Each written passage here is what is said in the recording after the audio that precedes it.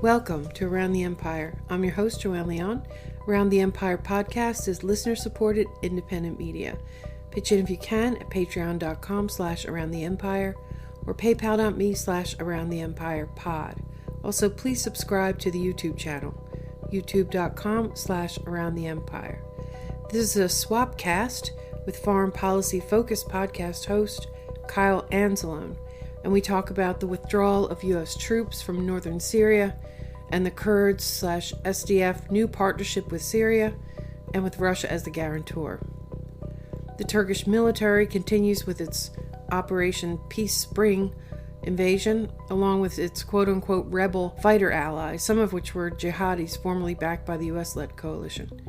President Trump ordered the withdrawal of U.S. forces from Syria, with the exception of Tanf. It remains to be seen how much, if not all, of that territory will be reclaimed by the Syrian state.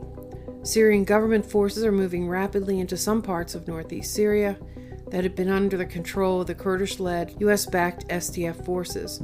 Syria aims to regain control of all of their territory, which might result in direct fighting between Syria and Turkey. Meanwhile, the American foreign policy Borg, as retired Colonel Pat Lang calls it, or the Blob, as President Obama called it, or the War Party, as I sometimes call it, is engaged in a total freakout, which Kyle and I will describe in more detail. The events of these past few days are momentous for a number of different reasons that are just as complicated and multifaceted as the war in Syria itself. We recorded this on October 14th, 2019. All right, everybody, welcome to another Foreign Policy Focus and Around the Empire Swapcast. I am the host of Foreign Policy Focus, Kyle Anzalone, and today Joanne Leon, host of Around the Empire, is joining me. Joanne, how are you doing? Great, Kyle. Thanks so much for doing another Swapcast. This is a lot of fun. Yeah, well, we actually had a date planned out for this and a different show planned, but kind of handed right to us, right. This whole Trump withdrawing from Syria, a deal between Assad and the Kurds. And so we thought we'd dedicate this show to talking about kind of what's developed in Syria in the past week, how it's, going to change the battlefield, and also going over a lot of the reactions to this, because it's been very interesting how many people are opposed to what Trump has done here, when in reality it now looks like we're going to have a lot of U.S. troops exiting that country. And I think we both agree that's a good idea. So be sure to check out either my podcast at the Libertarian Institute or Joanne's show. And Joanne, what's the best place to find your show? Just go to aroundtheempire.com. All right. So it was last Sunday now, that would be the 6th, I believe, of October, or the 7th, that Donald Trump announced that he was going to be moving U.S. troops from the what Turkey has labeled the safe zone area of the Syria-Turkish border east of the Euphrates River. And this was supposed to, I guess, push about 30 kilometers south of that border. So in total, this ended up being, I believe, 30 to 60 U.S. troops that were actually moved south. Although later I did read a story that said up to 100 U.S. Special Forces were in Kobani. And so maybe there was, 100 and something U.S. forces that were, possibly up in this area that were then just moved further south. Immediately, this, invoked a lot of criticism of Donald Trump that he was betraying our Kurdish allies and had green-lighted a Turkish invasion and the setup of a safe zone in northern Syria. We get, as the week progresses, we have the build-up pretty much, I think, as far as I saw, Joanne, international condemnation of Turkey's decision to invade Syria here, whether it was from Europe, from, I believe, even China and Russia, all kind of said, hey, don't do this, and Turkey was insistent of pushing ahead here. The plan that Turkey at least had initially proposed was to take all the territory 30 kilometers south of the border in the M4 highway, which is an important road in Syria that, connects a lot of Syrian Kurdistan, I guess, to the rest of Syria. And so this is, important territory that Turkey would be taking here, and then resettling 2 million Syrian Arab refugees from other areas of Syria into this safe zone that they were creating. And so it seemed quite obvious that this was going to amount to something of an ethnic cleansing campaign, if not, some people were warning of an outright slaughter of the Kurds. I had talked about that, I think, a long-term occupation and likely a lot of Kurdish people being removed from their land. 800,000, I believe, of the 2 million Syrian Kurds lived in that area of the safe zone. Yeah, I've heard that number too. The Syrian Kurds also, I believe, had about 25,000 fighters in the area kind of ready to go. And I saw reports early on that the Syrian Kurds were saying that, hey, we're not going to fight them like we fought ISIS. We're going to go back to insurgency tactics. And so that seemed to me to be a recipe for a just long-term occupation of northeastern Syria. And I was really concerned about what would happen. The other downside is that at least up until or all through last week, Joanne, we had thought that this was only a limited number of U.S. troops being kind of redistributed in Syria rather than an outright withdrawal of that. But over the past weekend, we have learned that it looks like all 1,000 U.S. troops are coming home. I saw reports today. They're talking about this could happen not within a matter of weeks, but within a matter of days. And so it could be a very quick exit for at least all the U.S. troops in Syria that are east of the Euphrates River. There's still the Tanf base in South Syria on the border with Jordan. And so that's its own thing. But just talking about only Syria east of the Euphrates River, it now seems that U.S. troops will be exiting rather quickly. The other huge announcement that we got over the weekend was that the Syrian Kurds had cut a deal with the Assad government that I read today had been brokered and seems to be insured by Russia, that they are going to allow the Syrian government to take security, I guess, of most of eastern Syria now. I've read them moving into the towns of Manbij and Kobani in the north, and then Tabika, an important town along the Euphrates River Valley near Raqqa, with the dam that creates Lake Assad.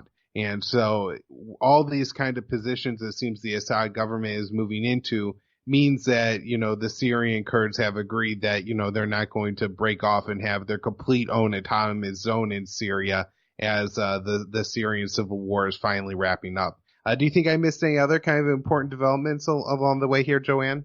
No, I think that was really good.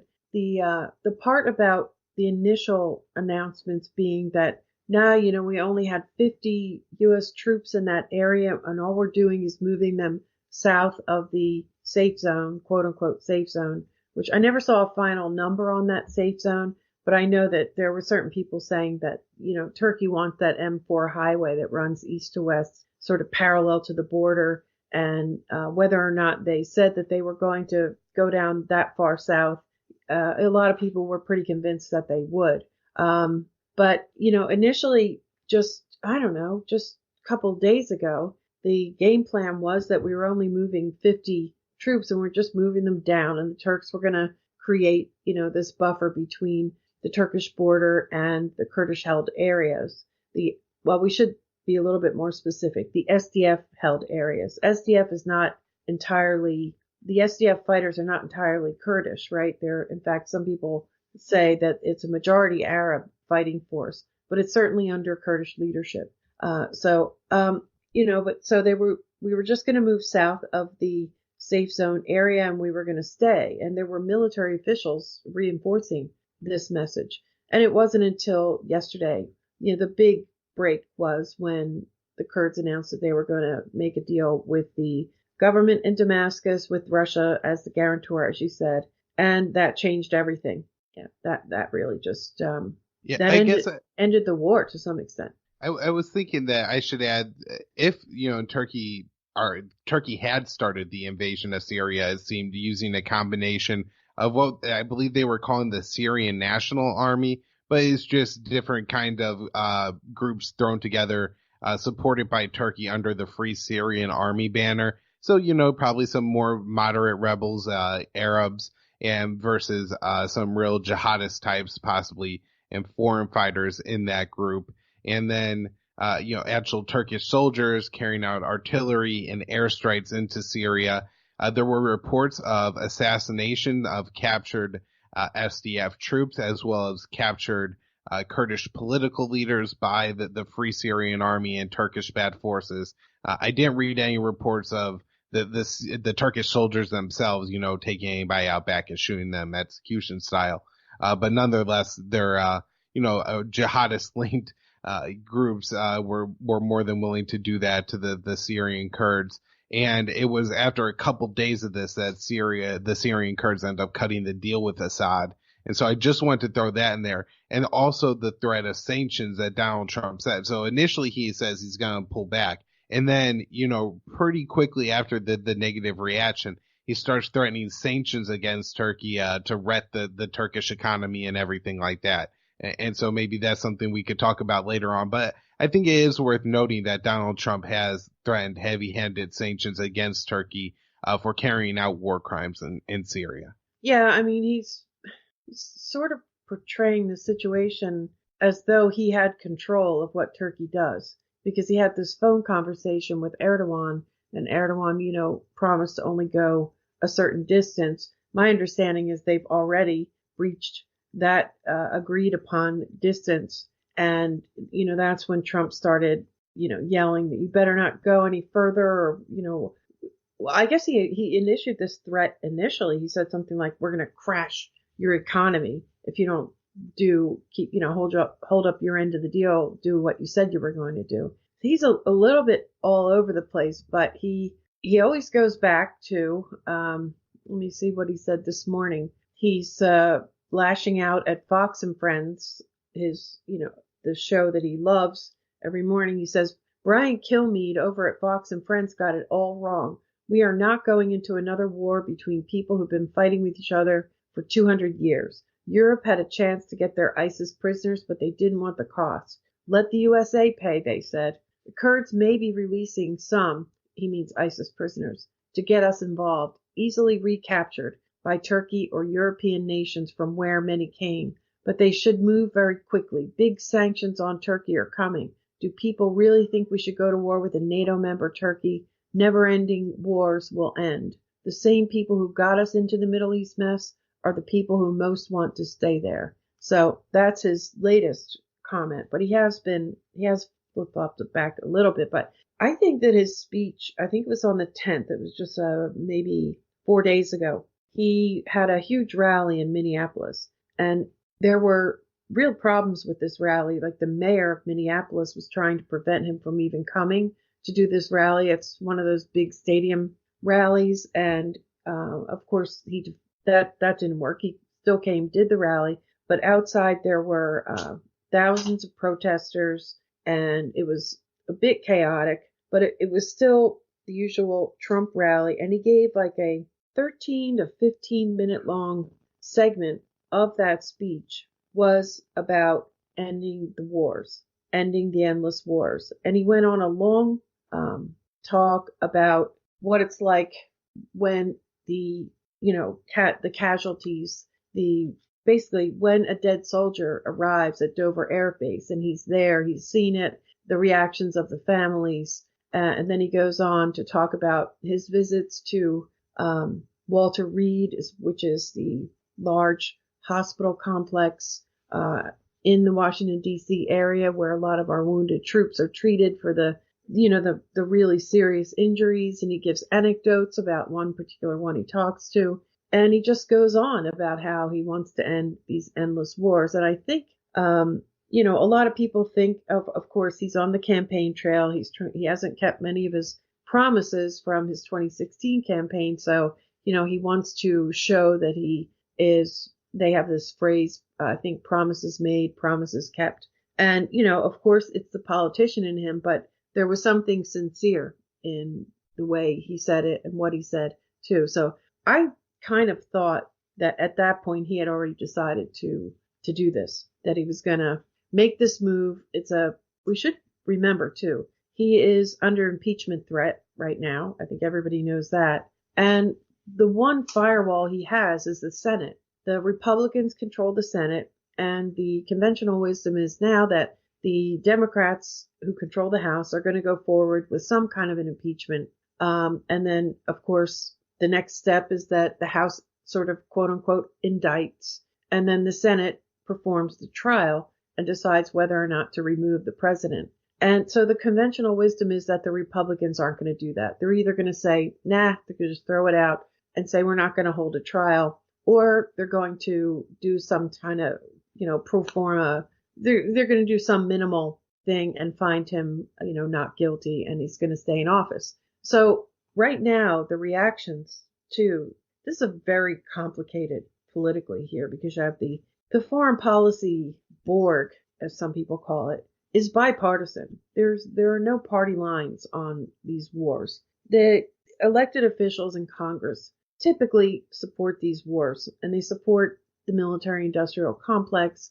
And they have, some of them have conflicted alliances to various allies, and so this move that he made, I think, definitely endangered his position, that firewall that he has in the Senate. I think there's a bigger chance now that Republicans will turn on him, and I think he has a bigger, there's a bigger chance of him being removed from office. I don't know. I mean, because they should look at the reaction from the American public to gauge that decision, but it remains to be seen whether they will. I guess I went off on a little tangent there, but I think it's an important aspect. I think we're at the point we want to be now, though, talking about the Borg and their reaction. And I think the kind of first reaction I want to talk to you about, Joanne, was that Trump was somehow morally responsible for what Turkey was about to do to the Syrian Kurds. And that, I guess, implies that he could have stopped it. And that's just one thing that I've kind of noticed. I got that story here from Newsweek from October 11th saying that there were some U.S. forces, special forces still in Kobani, and they came under mortar fire from the Turkish army. And so I guess I first kind of wonder if, Donald Trump had told Erdogan that, no, I'm not moving U.S. forces, and, that they're going to be a tripwire. So if you went all out war with America, then you go right ahead and roll in and kill those Americans. But, you're not going to do that. You're not going to carry out this invasion.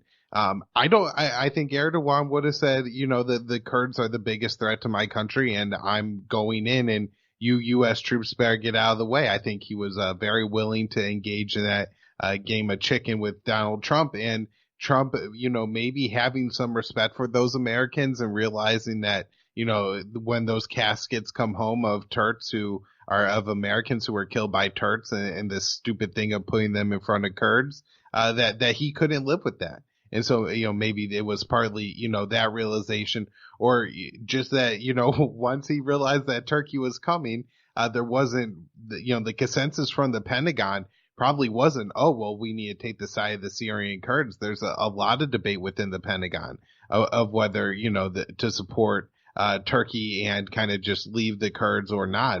This is European Command and NATO because Turkey is a member versus CENTCOM. So with all that complication, I don't know if Trump really had much of a choice here other than to move those U.S. troops. Now, I think removing all of them, I guess, is maybe something he had a little more leverage with, and decide to do that, which is a good thing. But I don't know how he could be morally responsible if Turkey was going to come in and take out the Kurds, unless, I guess, the U.S. went to war with Turkey. Yeah. And he's a convenient person to blame right now for just years of compounding mistakes, in my opinion. But yeah, I mean, here's the thing that people are not talking about. Going back to, I don't know, at least like 2014-ish, Erdogan's demand has been a buffer zone, a safe zone all along the border. This is something he's been pushing for from the start. And the call for it, the demand for it has only become more and more defiant and urgent over the years. And, sort of what it all boils down to is, are we willing to give up a NATO ally and actually maybe end up at war with a NATO ally or not? Are we or are we not? This has been Obama's not getting the blame for bringing the Kurds into this and, creating the SDF, but they did create the SDF, right? So when they did that, they knew, and everybody knew at that point in time, that this was an irreconcilable difference. Turkey and the SDF were never going to sort of become friends. And yet, every time I remember listening to Pentagon press conferences, and people would ask, well, you're doing this with the SDF, and now they're gonna move out of Kurdish areas, and they're gonna help take Raqqa, and so on and so forth. What about Turkey? And nobody ever had an answer for that. Oh, they would just say, the generals would say things like, we value our Turkish allies and blah, blah, blah. And it didn't resolve anything.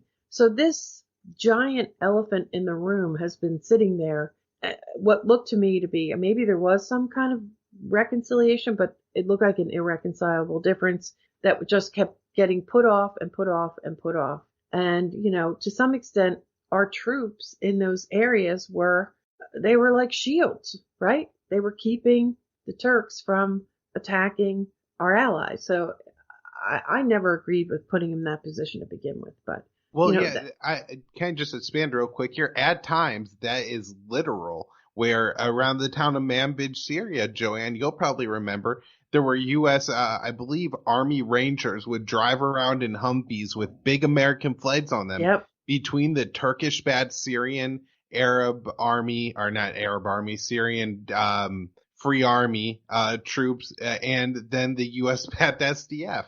And they would take fire during those kind of missions of driving around. So yes, quite literally acting as shields.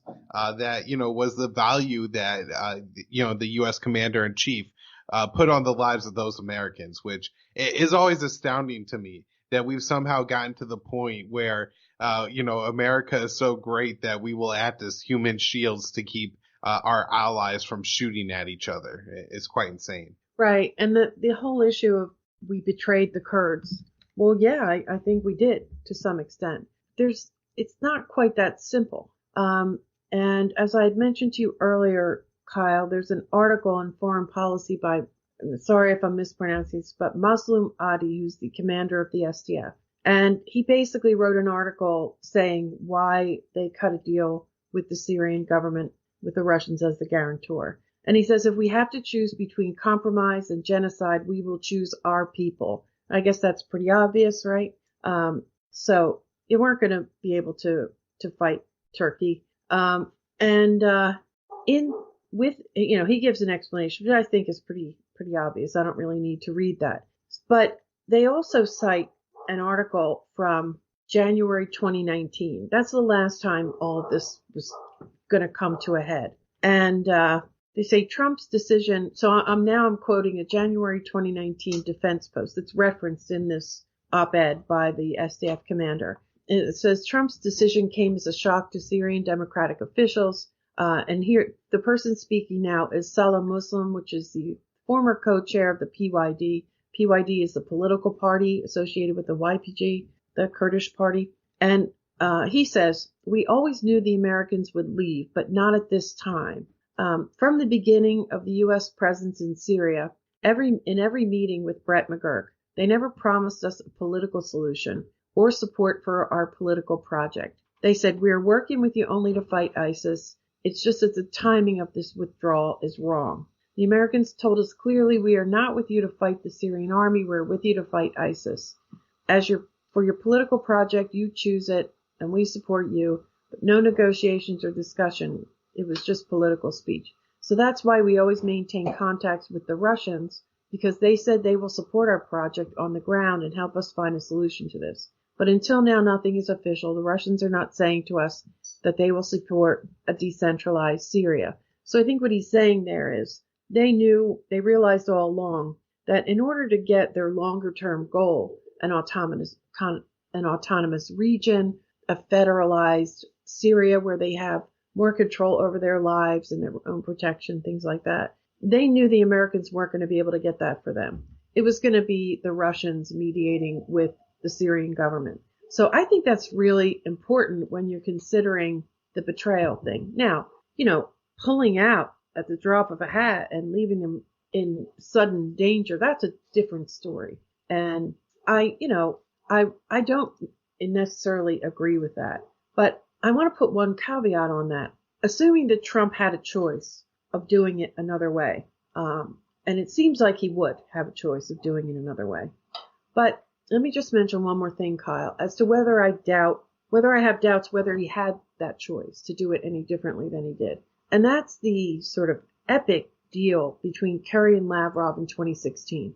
Remember when they had they were constantly negotiating. They had all kinds of people at tables and this and that. And remember, they finally came up with a deal in late 2016. And there were ceasefires, were part of the arrangement. There were, like agreements to sort out the moderate rebels, the extremists from the moderates, and who should be protected and who shouldn't. And Aleppo was still on the brink at that point. And there was an agreement to bring humanitarian aid into Aleppo. And the final and the sort of very big, significant part of that deal was that if the ceasefire held and everything worked out with the deal they made, after a week or some period of time, the United States and the coalition and the Russian military were going to start formal cooperation in Syria. And they made that deal. They wrangled over it for a long time. And then there was like a hotel in Switzerland somewhere, and the place was filled with the media. And they were in a room and they were negotiating, Kerry and Lavrov and their aides.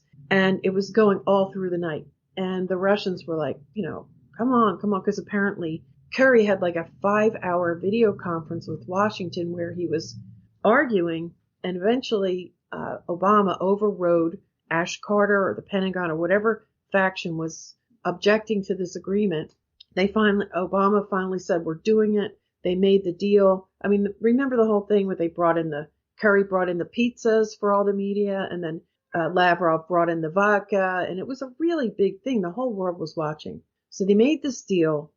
Everybody was pretty happy about it. And within a short period of time, a few days or 5 days, we accidentally bombed Syrian troops, killed 62 Syrian troops. And they weren't just any troops. They were in this besieged airbase in Deir ez-Zor that this sort of infamous Syrian general and his troops had held somehow for like 2 or 2.5 or 3 years against ISIS. They were literally surrounded. They had to be supplied by airdrops.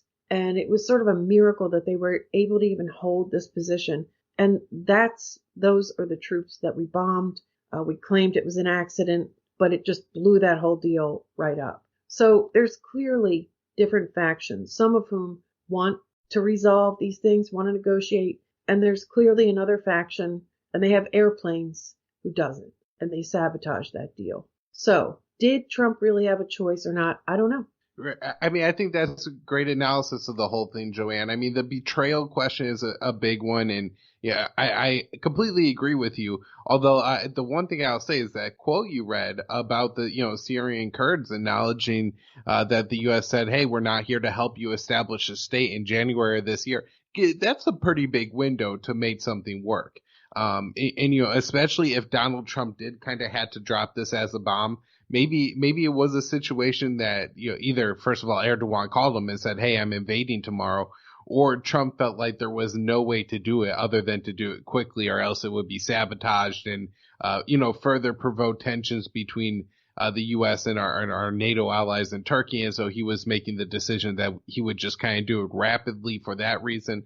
Certainly that's kind of what we saw the first time he tried to withdraw from Syria, is that they basically just slow played him on the whole thing, and we never withdrew any troops from Afghanistan, it seems, and maybe took about 1,000 out of Syria, but that may even be a high-end estimate depending on how many are still stationed down in Al-Tanaf. And so it's just been really interesting of how, the politics kind of work in DC. And it's not that, this is the way I would prefer to go for the Syrian Kurds at all. No. Obviously, just like Afghanistan, if we could get the, Afghan government to negotiate with the Taliban before leaving, all the better. Absolutely. Like, get a situation where they could all have like their lines drawn up on maps, and they know that, this road or this province is, Taliban autonomous and this one is government, and we're just not going to fight over it anymore. And that's the deal. And I'm sure it won't, make Afghanistan peaceful, but it would certainly help. And so if Trump had, announced something like that going into it, that would have been better. But maybe he just didn't have the ability to work that out. And it's because of all the people who are attacking Trump the most, Lindsey Graham, Brett McGurk, all the Obama administration officials, that this is the situation. You know what I mean? And they're the ones condemning Trump the loudest. And it's just that irony is hard to get over sometimes. But I did want to move into the reaction of Brett McGurk specifically. He was the former Obama. Was he appointed under Obama, or was he just Trump's guy as U.S. envoy? Sorry, he was appointed under Obama, and he continued under Trump. Yeah, he was the envoy to the. I don't remember the exact name, but he was the guy that was supposed to work this all out. Yeah, I think special envoy to Syria, because it wasn't like technically an ambassadorship or something. But why don't you go ahead and explain kind of what McGurk had to say? Yeah, now there are many reactions. There's food fights all over Twitter and I don't know, all over the place with this because in cable news it's mostly condemnation of Trump and this is horrible and ISIS prisoners are being released, and this is terrible for us, and the Kurds are being slaughtered. And yeah, some of these, Turkey's Free Syrian Army is now rebranded again, and these are all the same guys that we armed and backed and tried to, get them to fight as our proxies. Now they're with Turkey. I guess they kind of always were with Turkey, at least some of them. Anyway, that's complicated, but these guys are not unfamiliar to us, right? So Brett McGurk, let me just talk first about two guys who I think most of our listeners will be familiar with, Charles Lister and this guy Hassan, and mostly Lister. Lister is a think tank guy he's the one who said we have 70,000 moderate rebels and they're going to fight on our side and blah, blah, blah. And he's an apologist for Al-Qaeda and he's just a loathsome creature all around, to be honest. But there's someone named Aris Rosinos tweeted this. He said, Brett McGurk said to him. He said, Brett McGurk to me. He said, listen, Hassan and all the usual suspects supported this nonsense plan. And to this day, even after the world has seen Turkish-backed Oppo behead people on the M4 highway, insist we had some alternative to the SDF. They got a lot of people killed. Okay, so this created an explosive reaction from both Charles Lister himself. When he saw this, he had a complete meltdown. He said, what a disgrace. Brett McGurk knows full well what I and others proposed from the get-go, and it wasn't an either-or. It was from day one that as hard as it was, some form of balance between the opposition and the YPG was necessary. If you can't see that now, God help you. I mean, let's be real. This coming from the man who, one, chose to back Maliki in Iraq to the huge benefit of ISIS, and then two, went all in with the YPG in Syria, bluffing Turkey on a self-perceived existential security threat. That's some huge success there. Oh, and also the groups we're watching commit war crimes in northeast Syria today are not the groups that were in the cards in 2014, 2015. This is not true as far as I know. Moreover, many involved today and many not involved were already being backed by the U.S. to fight Assad. This is a malicious distraction. And then he says, it will never fail to amaze me how otherwise serious, reputable people will swallow up and amplify nasty accusations about others online without having the decency to check facts before doing so. How many policy papers have I written on ISIS since 2016? 0. So he's really furious that he might get some of the blame for all this, and mostly because McGurk said they have blood on their hands. And Hassan, he reacted, and he said, wow, a former U.S. presidential envoy to ISIS, Brett McGurk, is implying I have blood on my hands for proposing a Syria plan. What a ludicrous thing to say. Brett is upset we called him out on the failures from ISIS rise from the ashes in 2014 to the very mess unfolding today. First, I never ran U.S. policy. McGurk did, and he was completely wrong about backing Maliki, the man who led ISIS into Iraq. That was the single biggest mistake the U.S. ever made after the invasion of Iraq. All the gains accomplished against al-Qaeda in Iraq were squandered. Interestingly, Obama's team, which included McGurk, accepted that this was a mistake. So they insisted on removing Maliki before providing support for Iraq against ISIS. But ironically, put McGurk in charge of the very mess he contributed to. So anyway, you get the sense. The blame is getting thrown all over the place. And then McGurk himself, he's blaming Trump. And he's saying he cites a Washington Post op-ed that he says U.S. military forces withdrawing from the Northeast, that what had been the ISIS caliphate, all without thought, process, or planning. There will be serious consequences for our national security well beyond Syria. For now, may our people get out safely. The disaster unfolding tonight in Syria was predictable from the moment Trump made clear that he wanted to leave. And then he cites his Washington Post op-ed after he resigned 10 months ago. And so you can see all the blame sort of being flung all over the place.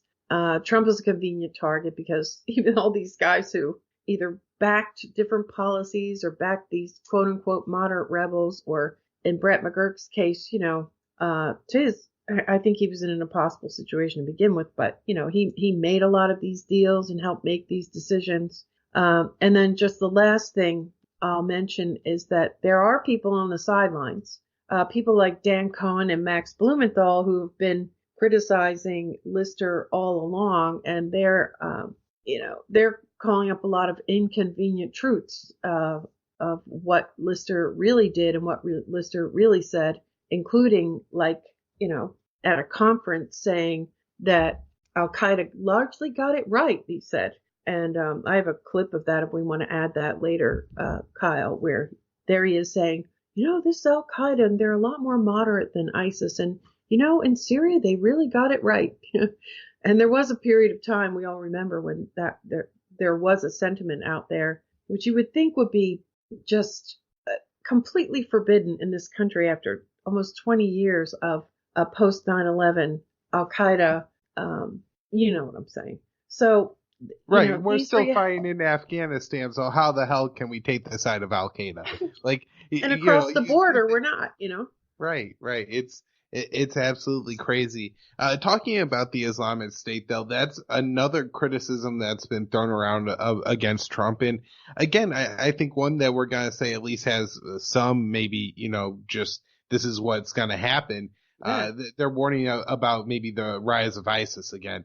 That they seem way out in front of themselves on that. I don't think that's true. But it doesn't mean that a few hundred maybe ISIS detainees.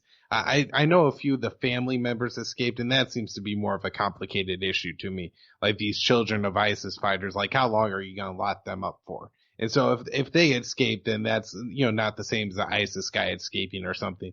But, maybe a few ISIS prisoners do escape, or at least people alleged to have been in ISIS, because who knows, I'm sure there's been a lot of innocent people to have been convicted and possibly even put to death, for being members of the Islamic State when they weren't. But anyways, some of these people may escape, and so that may lead to a slight increase in the amount of havoc ISIS is able to wreak in the region, but that doesn't mean that it's a long-term problem or it's a threat to the United States. And I think that's an important point distinction, and I don't know if you have anything to add on that. No, pretty much I'm with you on that. I mean, it's terrible that we're in this position. Some of the prisons were insecure. I don't even know exactly what happened to preceded that jailbreak that happened, but they got it, someone got it on film.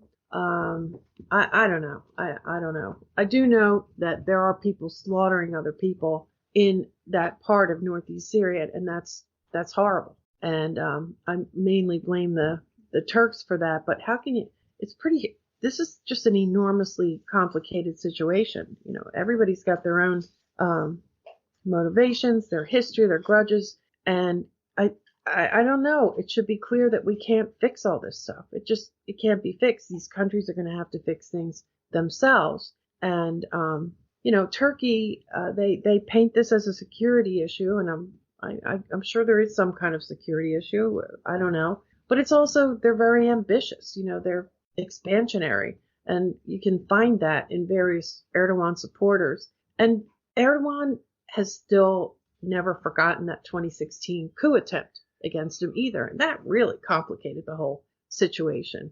And then the one other thing we didn't mention is that I've seen from some credible people the reactions in a couple of towns in northeast Syria, where the one thing that was pretty amazing and makes me think that this wasn't entirely a surprise is how fast the Syrian army moved in. I mean, they were they must have been waiting on the other side of the river, because they moved in to Hasaka very quickly, and Kamlishi, and there are videos of great celebrations. So none of these cities are entirely Kurdish or entirely Arabic, entirely Christian or Yazidi. So, some part of the population is very happy and welcomed the Syrian army, who came in mainly in like pickup trucks. This army's been fighting for 8 years, and I guess I don't know what kind of equipment they have, but they definitely got a big welcome. There is some part of this population that, well, first of all, they're happy that, they're going to protect them from Turkey, but they also seem to be happy that this army's moving in.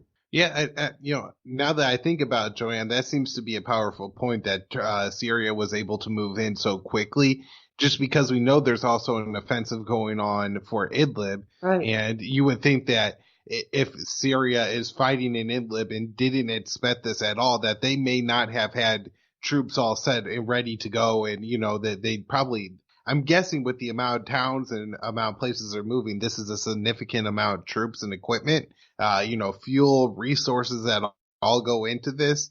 And so they, maybe what had to move a lot further had, maybe Assad not had some forewarning about this, or, even Russia just kind of passing along, hey, you might want to free some people up in the east over there. So I don't know how all this works behind the scenes, but that too to me does seem to be an indication that maybe there was something going on behind the scenes. But that's a little bit more me guessing. Before we wrap up, Joanne, I did want to talk to you about the Democratic Party's reaction. Something I've kind of talked to you about throughout the election cycle now was what the candidates on that side are saying about war. And, it was terrible. It was shockingly terrible. I thought that, maybe a couple of them, in the past have, kind of said that, hey, I agree with the president on leaving Syria, universal, condemnation. The only one who I would say had a little bit more of a nuanced view and I thought was a little bit more on point was Tulsi Gabbard. At the time she tweeted, that the U.S. is just moving troops, and to public knowledge at that time that was true. I was saying the same thing, but also really laid into the whole, Trump lied to and blindsided the Kurds and betrayed them. So that was a little disappointing. But what did you think, Joanna, about pretty much, I guess, universal condemnation, including from Hillary Clinton, one of the people who, kind of put this whole thing in motion? Well, I haven't checked every presidential candidate's reaction, but I think the only reaction that is allowed is to lash out at Trump, to say it was a betrayal of the Kurds and it was a rash, impulsive decision, and, it endangered our troops and all of this stuff. And basically what they're doing is Chuck Schumer, and this doesn't surprise me, the position he took right off the bat was that Trump is siding with dictators. Putin, Erdogan, and Assad, these are brutal dictators, and he is siding with them. And, just another reason to impeach him. But what they're doing in substantive is they are supposedly creating some kind of a bipartisan resolution in Congress where they say that they're going to pass some kind of legislation that's going to force him to undo what he just did, which is pretty ridiculous. But that is their reaction. That's, I think, mostly a political reaction. I don't think they really believe that they can really affect, first of all, the commander-in-chief's decision. I mean, when Obama got us into this thing, he didn't get anything from nobody asked anybody. This is an illegal invasion, like top to bottom. And, even if you try to justify it with the original AUMF from back in 2001, that AUMF says that you have to fight against somebody who had something to do with 9/11. And the reality of this is that we were on Al-Qaeda's side in this war. So I don't know how you can use that AUMF to justify this war, without going to Congress or getting any kind of, or the UN Security Council or anything. So it's pretty messy. I don't quite know how they're going to do this, but that's what they've chosen to do, Kyle. They're pretty much whatever you see on cable news, that's the position that most Democrats are taking. All right, so it seems to be that what you're saying to me is that because Donald Trump is betraying an ally, Congress is trying to take up and force a declaration of war against Turkey, a NATO ally, to force Trump to go to war against the wishes of the president. Is that pretty much right?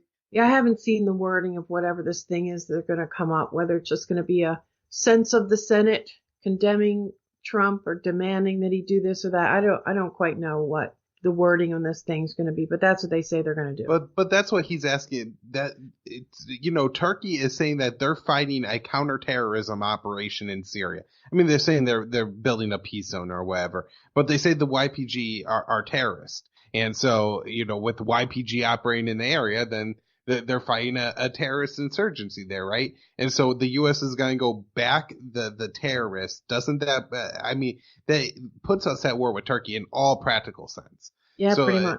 I just want to make it clear that I'm pretty sure that's what the Congress is asking Trump to do. It's just so crazy. Yeah, and I mean, the craziest thing, Kyle, is that Congress never authorized this war to stay in it, and now they're going to introduce some resolution to disallow withdrawing from it.